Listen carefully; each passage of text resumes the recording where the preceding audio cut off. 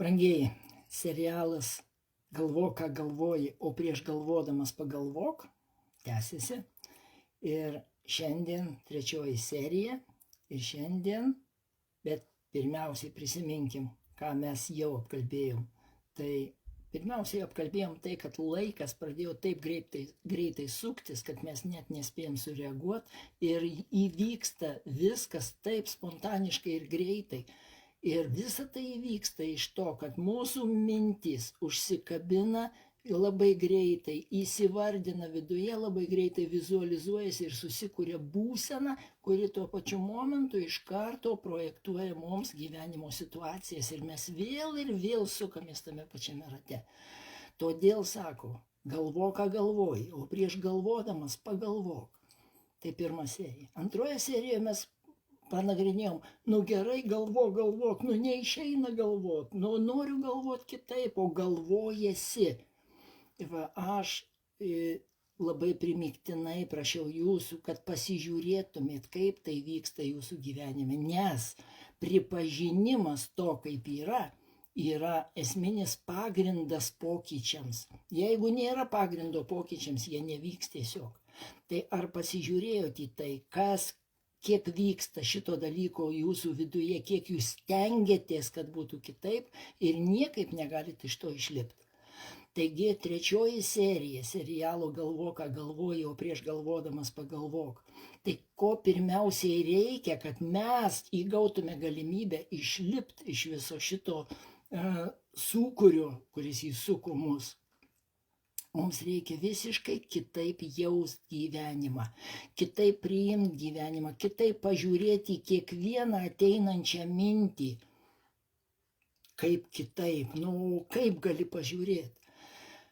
Jeigu mes darysim revoliuciją nuolatos išorėje, iš savo vidinio pasipriešinimo ir stengsimės nugalėti situacijas, stengsimės, kad būtų kitaip, mes tuo pačiu momentu šitas pastangas projektuosim ir labai aktyviai projektuosim į savo gyvenimo ateitį. Kai mes iš savo vidaus spinduliuojam pasipriešinimo nuostatą, ji iš karto veikia visą aplinką ir aplinka atsisuka į mus pasipriešinimo pusę. Ir mes vėl turėsim pasipriešinimą. Taigi, brangiai, dėmesio, labai svarbus suvokimas.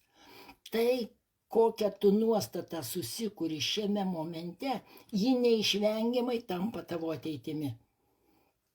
Todėl galvok, ką galvoji, o prieš galvodamas pagalvok, bet tas galvojimas pirmiausiai turi būti susietas su vidinė būsena, su vidinėmis nuostatomis. Ir pasižiūrėkit, brangiai, kad jeigu šiuo momentu tu esi įtampoje, nors kiek pasipriešinime ir nepasitenkinime, visa tai iš karto projektuojasi į tavo ateitį. Dar kartą aš tai kartoju, nes žmonės teoriškai lyg tai žino, tačiau praktiškai jie negali nieko padaryti ir viduje vis tiek pastangos. Ir žiūrėkit, labai dažnai žmogus galvoja, šitą blogį, blogį, ką jis mano, kad yra blogis, nugalėsiu ir tada bus gerai. Bet tuo momentu, kai tu bandai nugalėti blogį, kokia tavo būsena viduje yra. Ne taip, blogai priešintis. Ką tu turėsi rytoj? Ne taip blogai priešintis. O jeigu tu tiesiog atsipalaiduotum ir pasižiūrėtum į tai, kas yra, tiesiog, kad tai yra. Ir aš galiu tiesiog atsikvėpti, atsipalaiduoti šiuo momentu. Ką tu rytoj turėsi? Galimybę atsikvėpti ir atsipalaiduoti šiuo momentu. Pagaunat esmę, pagaunat mintį. Taip, tai aš noriu vėl jūsų paprašyti, kad jūs pamatytumėt būtent šitos kovos aspektus savo gyvenime. Kad jūs nuolatos priešinatės. Ir dabar žmogus sakys, bet aš nesipriešinu, aš ilgiuosi ramiai, aš ilgiuosi visiškai tolerantiškai, netgi leidžiu, nieko nedarau. Ir čia, brangiai, esmė visiškai ne tame, ką jūs darot. Visa esmė tame, kokia vidinė nuostata giliai sėdi jūsų širdyje. Štai kur yra pati esmė. Nes jūsų gyvenimas realizuojasi ne iš jūsų mimikų, ne iš jūsų kaukių, ne iš jūsų logikos, ne iš jūsų minčių, deklaracijų. Jūsų gyvenimas realizuojasi iš to, kas giliai viduje. Žmogus sako, aš visiškai nieko nesipriešinu, aš jau nustojau kovoti, aš visiškai neinu, nekariauju su nieko, bet mano gyvenime vis tiek viskas verčiasi negerai. Tai rodo, kad žmogus išorė nerodo savo pasipriešinimo, bet kas yra ten viduje, štai į ką mes nepasižiūrim. Ir žinot kodėl? Todėl, kad mes einam į vidų ir atsimušam į mūsų moralės ir etikos normų ratą, kuris apgaubė mūsų širdį. Ir mes galim daryti tik tai iki minčių lygmens ir pasižiūrėti, kad ten lyg tai mes deklaruojam, bet viduje, jeigu giliai pažiūrėtume, tai į mūsų deklaraciją va tokį didelį špygą, sako, tu meluoji, tai ne taip visiškai yra, o realiai iš tikrųjų tu nenori, tu priešiniesi, bandai vaizduot lyg tai, kad elgiesi pagal moralės ir etikos normas, bet viduje tu priešiniesi. Ir tas pasipriešinimas nuolatos realizuojasi vėl tavo gyvenime. Ir kiek tu tai bedarytum, kiek tu bevaizduotum gyvenimui, vis tiek viskas realizuosis pagal tavo gilę vidinę būseną.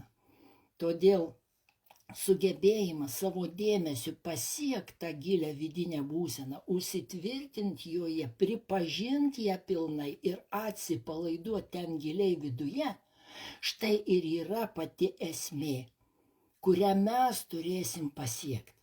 Tai šiandien aš ir norėjau atkreipti jūsų dėmesį į tai, kad revoliucijas mes darom išorėje. Mes norim padaryti ekologiją išorėje, nesitvarkydami savo vidinėme šiukšlyne. Mes norim padaryti teisingumą išorėje, viduje jo patys realiai neturėdami, dangstydami jį iškreiptomis moralės ir etikos normomis ir taip toliau. Tai kas iš tikrųjų yra giliai mūsų viduje, štai į ką būtina atkreipti dėmesį ir ne pasistengti tai pataisyti, o tiesiog pripažinti ir atsipalaiduoti. Nes jeigu šiandien tu nori pataisyti, ką tu turėsi rytoj, norą pataisyti. Dar didesnį trūkumo jausmą, dar didesnės pastangas, kad būtų kitaip. Ir taip diena iš dienos tu tai augini. O jeigu tu sugebėsi šiandien atsipalaiduoti, atsipūsti ir nusiraminti, ką tu rytoj turėsi? Galimybę atsipalaiduoti, atsipūsti ir nusiraminti. Kai pradės suktis tavo gyvenimas. Kol mes nesuvoksim iki galo giliai to, kad kiekvieną akimirką realizuosis mūsų gyvenime pagal mūsų gilę vidinę būseną, kol mes nesugebėsim sutelkti savo dėmesio ir pripažinti tą savo vidinę būseną, tol mes neturim jokių šansų. Tai ko reikia, kokių dar esminių dalykų reikia, kad mes galų gale pakeistume, ten prieitume iki kitos vidinės būsenos. Tai štai dar viena serija ir eisim toliau vis gilyn ir gilyn, stebėkit tai, aš pasistengsiu kasdien vesti jūs po žingsnelį gilyn į tai, kad galėtume pripažinti, pamatyti ir galų galiai įgauti algoritmą, kaip tvarkyti su tuo, kad mes pasiektume tą vidinę būseną ir sugebėtume išlaikyti ją pusiausvyroje, ramybėje, pilnatvėje, laimėje. Iki sekančio, brangieji, sekanti serija bus